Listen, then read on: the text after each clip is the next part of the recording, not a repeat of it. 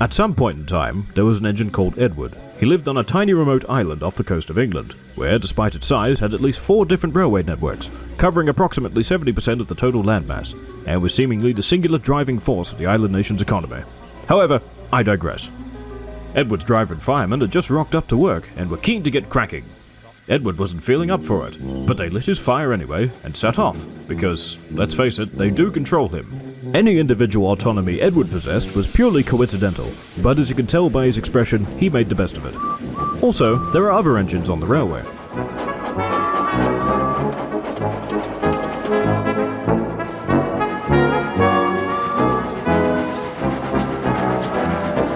Edward pulled those same 3 coaches all day, despite having other tasks to complete.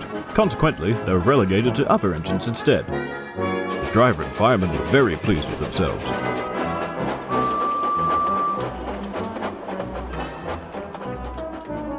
In the shed, he spoke to the others. "Woo-wee, that was a hard day's work, wasn't it, fellas?" But the other engines just frowned at him. Reveling in his conquest, he went straight to sleep.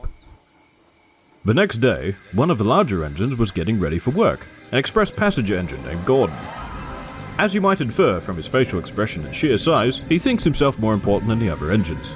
And you're right, especially since he has the highest tractive effort of all the engines in this shot. Fun fact, tractive effort is how a steam engine's pulling capacity is measured. Once again, I've digressed from Edward, who the story is about. He had gone off to do some shunting, which he enjoyed greatly. There were few things more satisfying to Edward than ramming coal trucks at unsafe speeds, and shunting was one of the few jobs on the railway where it was generally accepted. "Youch!" they screamed. "Easy on the goods, darling."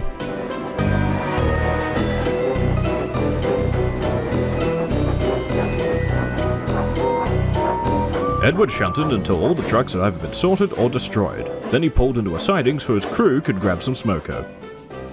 Moments later, he heard a whistle. It was Gordon, who didn't look like a happy camper. Remember how I said he was a passenger engine? Well, because Edward had fobbed off some of his duties yesterday, and because there are only 5 engines on the railway at this point, Gordon had to take one of his loads today. "Oh, there'll be hell to pay once I get my hands on that lollygagger," Gordon grumbled. Edward laughed, knowing Gordon didn't actually have hands. A few minutes later, a porter relayed a message to Edward. "Gordon is being belligerent and generally useless," he said. "I suggest you go save the day, otherwise the head of the railway will swing by and unleash a tempest fury on all our pay packets." Sure enough, Gordon appeared to be stuck on a hill. His driver and fireman saw it as insubordination and scolded him. "What the hell is wrong with you? That load can't weigh more than 50 tons. "I'm just as surprised as you are," said Gordon. Edward's driver came up. "What the hell's wrong with him? I brought Edward all the way here for 6 trucks."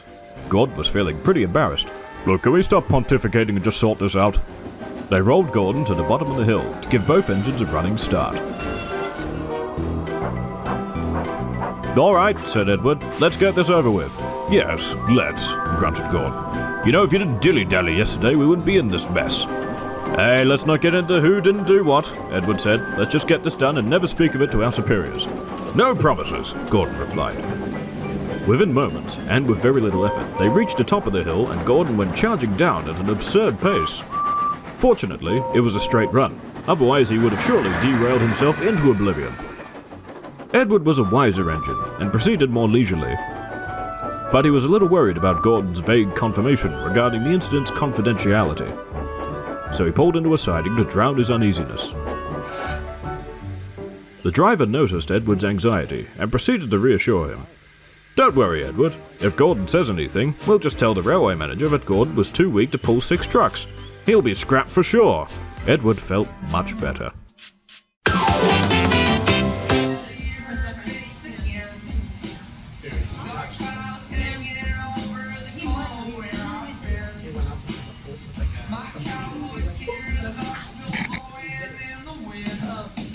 Fabulous.